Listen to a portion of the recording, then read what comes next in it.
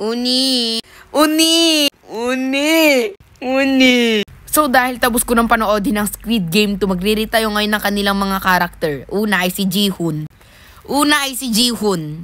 Ji-hoon narirari. Ang dami na namang sinasabi. Basta siya yung main character at naging big winner din siya no season 1. Hindi ko alam kung magiging big winner din yan ngayong season 2. Doon ka na lang sa number 3 kasi meron pang mas better sa Sararara. Myunggi. Si player 333. Diba hindi ko alam basta nababali-balita ko parang ata si player 222. Hindi ko alam. Hindi ko talaga magets kung ano ba meron sa kanilang dalawa ni player 222 eh. Basta okay lang naman to. So number 4 ka. Ay! Si ate mo girl! Kung hindi dahil sa akin, mamamatay na kayong lahat. Magpasalamat. Tigilan mo ako dyan, Ten. Nanggigigil ako sa'yo. Kung ako lang talaga sumali ng Squid Game, matagal ka nang wala dyan. Hindi, eme lang ate girl. Baka magalit ka sa akin eh. Number 9 ka na lang ha. Jungbei, ang kaibigan ni Ji-hoon na namatay nung ending. Sa tingin ko maganda naman ito maging kaibigan. Oo. Mas na-appreciate ko yung character niya doon sa may bandang ending na kasi yun talaga yung pinaka-worst para sa akin na napanood ko ng Squid Game part. Ang daming ebas.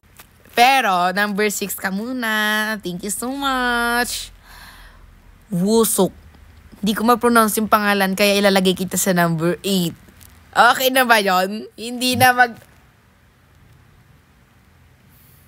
Ang dami kasi netong utang. Hindi ko alam kung yun ba yung pagkakaintindi ko. Basta parang pagkaintindi ko doon. Parang marami siyang utang kaya tinutuloy niya pa yung laro. Ang tanda-tanda na mamaya.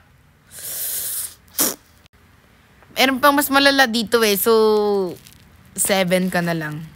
Pero malala na yun ha. Yong-il, ang frontman, ang player 001. Ay, ang attractive din nito. Wala kang magagawa kasi sarili niya na yon. Hey! Biyang attractive niya talaga as in. Hindi mo ko pipigilan. I think ilalagay ko siya sa number 10. Eme lang. Sino ka para ilagay ko? Si Daeho, ang masyadong nagmamagaling. Sabi niya siya na daw kukuha ng mga bala pero naduduwag siya be. Sinabi na nga kasi ni player 120 si yung parang basta si player 120 talagang kukuha ng bala kaso ito naman si Kuya Mudeho masyadong nagmamagaling. Tawag na mo, ayan, kinuha niya nga yung bala pero hindi na bumalik. Na-traumatize ata doon sa putok ng barel.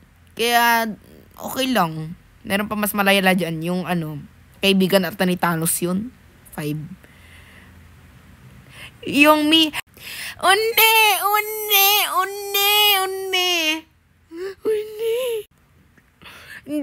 Pero hindi talaga ako naiyak dun sa pagkamatay niya pero naaawa ako kasi Unni.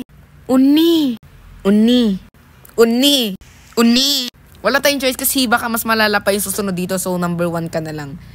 Ay. Mina. Tita Mina. Ate Mina. Ang arte mo girl. Dinapuan lang ng tutubi. Ng bubuyog. Wala na. Eds na. Dapat hanggang 15 to eh. Si Queen B. So share ko nga lang po pala dyan guys, yung t-shirt ko ngayon ay galing nga po pala yan sa MR Avenue. Ang ganda nito guys, lalong-lalo na yung tela niya. Ayan, ang lambot lang ng tela na to. Ayan o.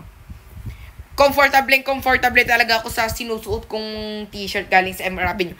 Pati ba naman yung kilikilibe? Ganito kasi guys yung tela niya oh. Ang ganda kasi nung tela niya, promise. Ang lambot nung tela niya, tapos comfortable ka. As in, kaya anong iniintay nyo? MR Avenue. Uni.